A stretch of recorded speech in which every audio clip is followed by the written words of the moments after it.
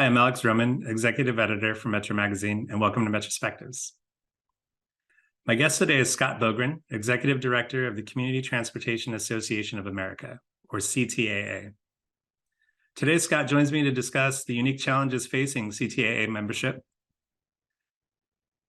how membership is emerging from COVID, and much more.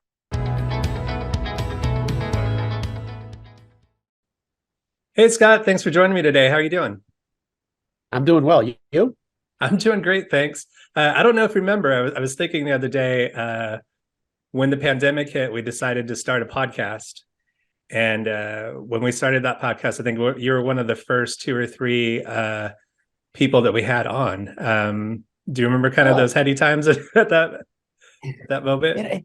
Isn't it strange how that whole pandemic period is just this black hole of time that we all kind of managed, and now I think back and I can't. Sometimes I get to a point in time and it's hard to pick a frame of reference. I'm like, oh, that was during the pandemic. That makes sense. Right. But I've done a lot of podcasts, and so and I think I do remember, though, because obviously there was not a lot going on at that time.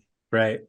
And I remember, it sticks out in my mind because I think I've mentioned this before here on the video cast, but at the time we were both me and my wife were trying to kind of both working parents and everything, and it was early in the morning. I had nowhere else to go, so I think I recorded our podcast in my car with some headphones and a microphone and my laptop in my lap. So I think that's why. Well, as long as you didn't ask me to sing, then I think we'd be okay. Yeah.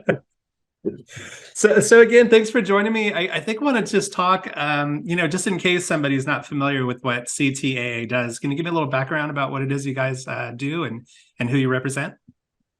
Sure. We're a 30-plus-year-old organization that represents and advocates and does training and resources and all sorts of things for smaller transit agencies. Our core from the beginning was rural, which is they used to call them non-urbanized areas. We right. Now actually, but population under 50,000 is a UZA. We do a lot of work now with smaller cities up to about 200,000. We've got a lot of members that are tribes or that are doing kind of specialized or NEMT services. All those folks work with us and hopefully find relevance in being a member of our organization. And since you're dealing with kind of these smaller agencies and people maybe where the funding isn't as the dollar amounts aren't quite as high, what are some of the kind of the unique challenges that they're dealing with?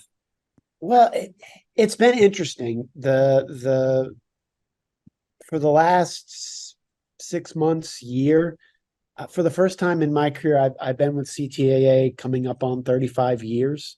It's the first time I've really had people kind of saying, I'd like you to really aggressively advocate for issues beyond just more money. Right. They're not like saying we don't need resources, because they do. But I think some of the regulatory reform that they'd like to see and some of the issues that they're dealing with when it comes to buying buses or smaller vehicles, hiring drivers, have moved up the priority list above the funding issue. And I honestly, I think that's the first time I've seen that in my career. 35 years. So you started there when you were 15? You're too kind. I did start there. I did start here young. But yeah, 35 years. And when we bring on new staff, I can always tell them that it's almost a guarantee that I did your job at some point in time. And right. I will never ask anybody here to do something that I didn't already do. The danger is bringing people on who have way better ideas than I had when I held that job, and not trying to slow them down by saying, well, I tried that and it didn't work, and actually letting them, because oftentimes they prove me wrong.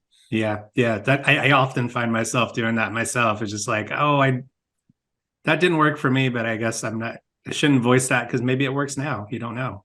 Yeah, it is like an initial reaction from a management standpoint that you really have got to curtail and kind of not do that, because I think for our staff, we've got really quality people here, and they're going to take different approaches than I did, and the conditions are different. And to a certain extent too, you've got to let people make their own way, and sometimes that means make their own mistakes. I try to say that to the staff, like mistakes that are made in pursuit of things that we believe in are just adjustments, and I don't want people to be afraid of making mistakes, because that's how you change things. Right. And you mentioned procurement, and I know this, the supply chain, obviously there's a big issue with the larger buses going on, and there's also issues with the smaller and the mid-sized vehicles. Can you talk a little bit about how that's impacting and how it's making it difficult for procurement for your membership? Oh, well, I mean, the easiest way to say it is it costs at least 50% more for a body on chassis or a cutaway, for an accessible minivan. I mean, the kind of the workhorses, our urban members that are operating 35 and 40-foot buses are now seeing, those types of cost increases, for one. And then really lengthy delivery times, 2-3 years.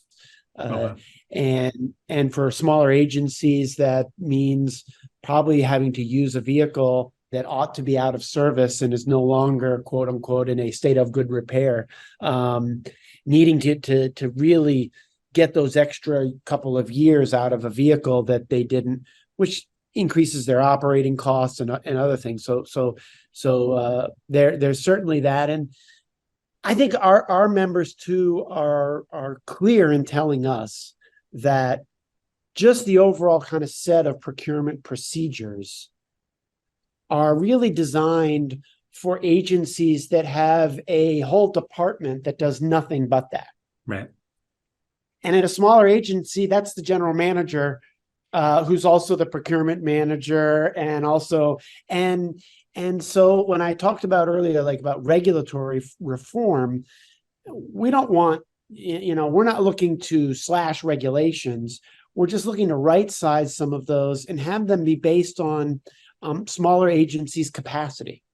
That's a good point. And going back to the kind of the vehicle thing, I mean, with an inability to get vehicles 2 or 3 years out, we're talking agencies with very small numbers of vehicles. So you're running, if you need to replace 3 and you have a fleet of 10, I mean, those are 3 that you're not being able to utilize fully. Yeah, smaller agencies, they're great to work with. And I mean, I wouldn't have it any other way. They're accessible. They can make change quickly. They are passionate throughout their leadership levels about the work they're doing. They are not very far removed from the customers. They know a lot of the passengers, and all that is real gratifying to work with. The other thing is they're used to operating on really smaller budgets. So if they're going to go out and get a group of vehicles, or if they're going to procure some software, their mentality is like, I'm now committed for the next 10 years to these vehicles, or there's not a mentality of like, oh well, they didn't work, or that software just doesn't really work, so I need to move on to the next thing. They can't operate like that, and they never have. Right. And I know that a lot of these smaller agencies and a lot of these rural and agencies and the people you guys represent, I know that their ridership wasn't quite as impacted from COVID as some of the larger cities. But I was wondering, as they kind of emerge from COVID, are they looking at different models for mobility? Have they learned anything new that they can use to kind of adapt the services they have? Yeah, sure. For the rurals, it's funny, the the industry, the transit industry as a whole, pre-pandemic, maybe because of the advent and the onset of Uber and Lyft, and like discovered on-demand mobility. Mhm. And a lot of folks would assert that, you know, that's a brand new concept. And I have members that are like, I've been doing that since the 70s. Like that's what we do, is on-demand mobility as a service. Well, absolutely, that's what they've been doing. So, but look, the software has gotten better. I think the customer-facing pieces of the software have really gotten better. Mhm. And I think you see that, Alex, when you look at like, oh, it used to be. I remember working on when the ADA was passing, long time ago, in the late 80s, early 90s. And at the time we thought like, wow, a 48-hour advance notice window is like cutting edge. And what the technologies have done, you know, is now to say, no, it needs to be 48 seconds or Right. you know, 4 minutes. And what that does for rural riders, for that, it's truly life changing. And I often tell people, like, you try to lead your life with a 48-hour lag anytime you want to leave home, and now suddenly you can call and something comes on demand. That's just a major change in your quality of life. So for our rural folks, absolutely, that was what we started to see. Their ridership, you're right, it never plummeted. Ridership reduced, no doubt, and it's come back. What slowed ridership return in a lot of the rural communities is some of the service trip generators, maybe a congregate meal site for seniors, were slower to reopen because they were fearful of transmission of the virus. And as those have opened, ridership is largely returned. For our small cities, they're kind of scaled down versions of major metros. We had a conference a couple of weeks ago in Mississippi for our fixed route members, and we had three who have ridership returned at more than 100% of where they were pre-pandemic. And they all spoke about what they've done. And for them, it's a combination of fare policies, service redesigns, and marketing strategies. If any transit agency, though, that was really reliant on commuters is going to have a challenge right now, because telework is going to be probably one of the most lasting aspects of the pandemic period that we're going to be dealing with. I mean, it's a reality, and it's a challenge to any of those agencies. Right. Yeah, and I had a couple of questions here left, but kind of going off a script of what I had a little bit, because I'm curious about a couple of things. First, as far as technology goes, I mean, are these agencies embracing technology a little bit more? Do they have the capacity to test technology a little bit more than maybe they used to in the past? They are, but you're spot on with a concern about capacity. I think that large urban systems understand that data is an important component in their infrastructure. You know, it's an asset. Right. The smaller agencies don't get that yet. You know, the data is either something they're forced to do through the NTD that they do, but they don't really like doing it, or that they find it time consuming. They don't see the value in it. So there is kind of a growing digital divide technologically. You're accurate in that assessment. Right. And then you mentioned kind of, I forget how you phrased it, but kind of rethinking fare structure. Yeah. Are you talking about making it cheaper, or are you looking at more people kind of looking at the fare-free model? The three that we're presenting, we're looking at the fairless model, Okay. but implementing it in different ways. Hmm. And I, the nothing good came from the pandemic, and I hate when people say, "Well, the silver lining." Right. It did give some transit agencies some space to test some things. Mhm. And as because they had to go fare free for a period of time, it was a forced test. Right. But I think some communities said, "Hey, this is working. This is we had a manager of a system at the conference a couple of weeks ago say, like, well, I'm already going there. The bus is already going along this route. It's going to do it whether there's somebody on it or not." Right. And I think that mentality, but I be careful that we need the fares.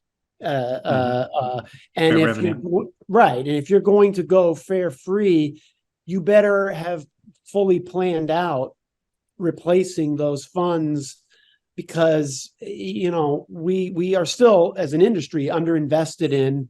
And when we talk about infrastructure and we don't want to turn our back on an important revenue source as well.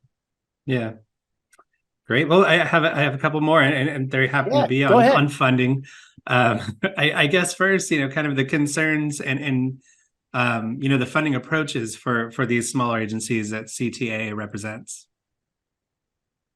Usually it's a very diverse funding. The smaller you get, kind of the more diverse budgets you see. And these are systems in the rural space that are cobbling together some funds from maybe Medicaid, because they're providing non-emergency medical transportation contract trips. Maybe, I hope I didn't say this the last podcast, but I've got a lot of rural transit managers who kind of think of themselves as professional beggars. That they go from a number of small towns in their communities, in their region, Mhm. and solicit enough to be able to get that non-federal share, because most of these folks don't have like a built-in tax Right. that's providing that.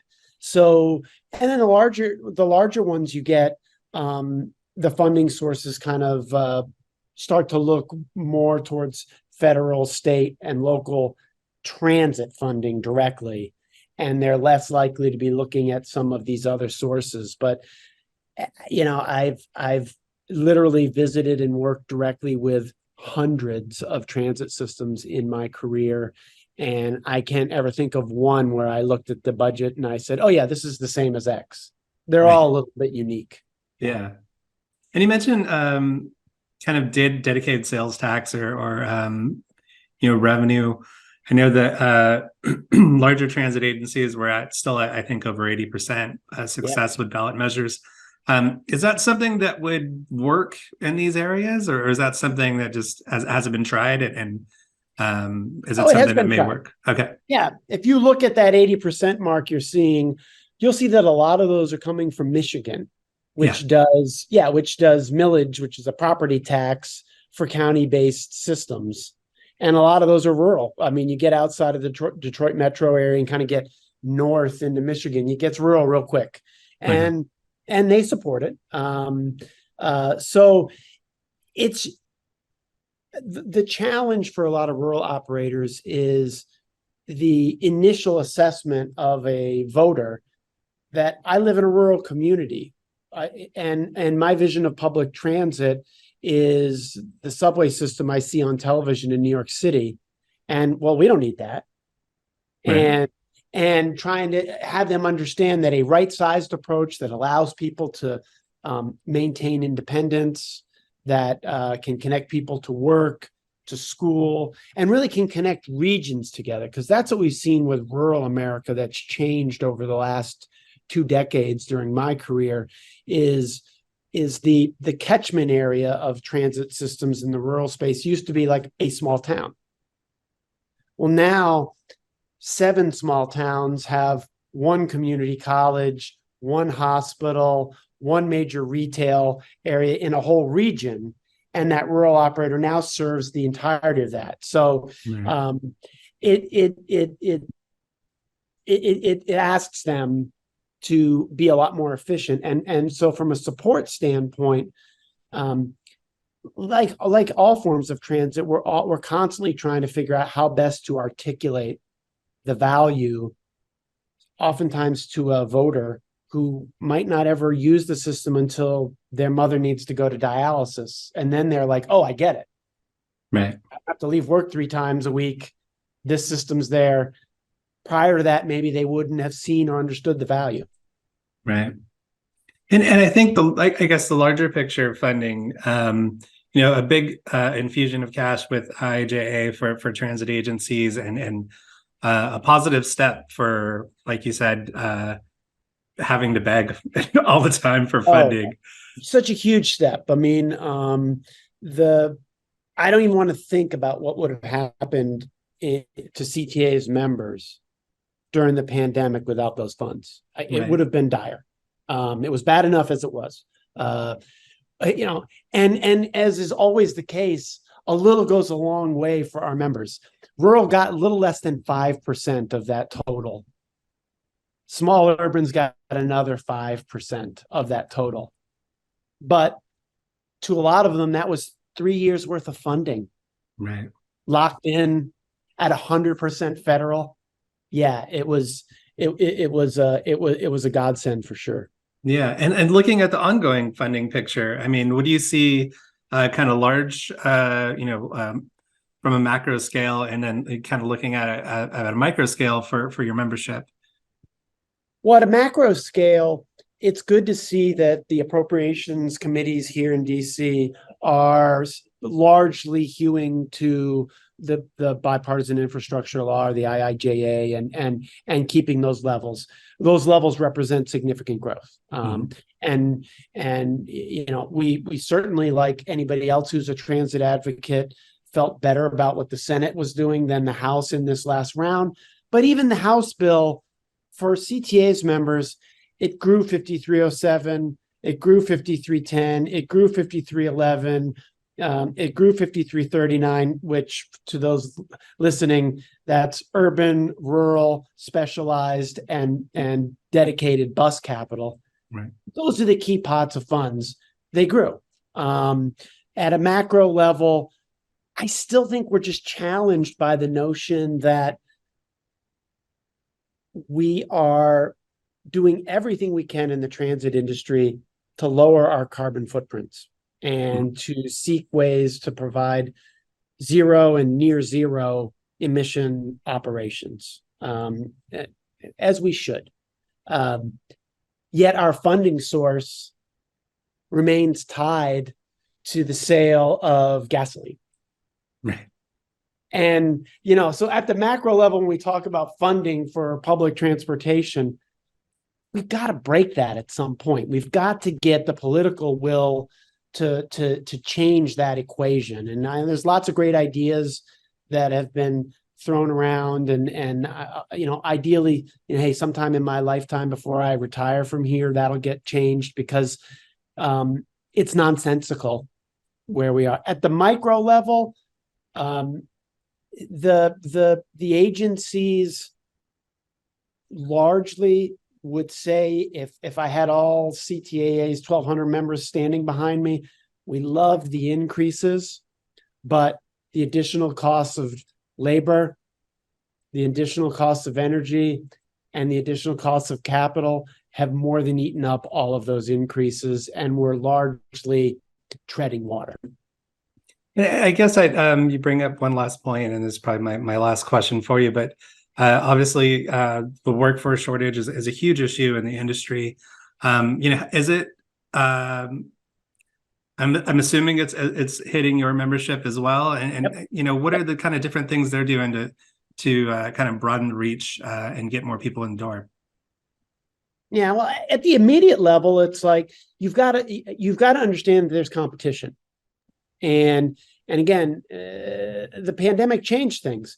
We've got a delivery-oriented economy, and so those vans and small trucks that you were used to seeing for chassis and vehicles, you're competing for those now with Amazon and UPS and FedEx and the drivers too. I think the thing that we're pursuing in this area more than anything else is we want, and we've gotten some reasonably good feedback from Capitol Hill. We want a transit-specific CDL. Right. The CDL is tied to the trucking industry because it was designed for over-the-road truckers, and transit was kind of like a last-second add-on 40 years ago. Well, we got hundreds of thousands of transit drivers around the country now, in not just in urban America, but everywhere. We think it's important that if we had a transit-specific CDL, one, if you go and train a driver, you might not lose them to a delivery company. That's a different type of CDL. Just as important, we feel like there are things that our members are doing in that testing procedure that just don't make sense. Maybe they're keeping a vehicle in their fleet that they never operate in revenue service, but that's the one that the drivers have to get tested in. So, and does that make any sense that we're testing somebody for a commercial driver's license in a vehicle they'll never drive in revenue service? Right. No. So we're and then at the very micro level, I think the idea is it's a competitive environment. You've got to look for drivers differently. The whole process that was largely driven by HR prior to the pandemic. Now we need to be more aggressive. We need to be more flexible. We need to be some of those long-standing transit practices of split shifts and the newest drivers in a bid process get the worst routes. We've got to look at these things and understand that for the longer term, health of the industry, we've got to do that, and we've got to maintain and work on a safe working environment for drivers. The assaults on drivers that we read about happening in urban America, they're happening in smaller communities too. We hear it from our members. So we've really got to come to a place where, look, that's that driver's office space. It's a hard enough job just driving. To add all the other pieces into it, we've got to do what we can to make that a better job and a better career for people. Right. Great. I appreciate your time. Great catching up with you again, Scott. Hey, anytime, and it was good to see you. And it's also good to be talking to you outside of the pandemic. Yeah. And glad to have this time. Thank you. For sure. Thank you.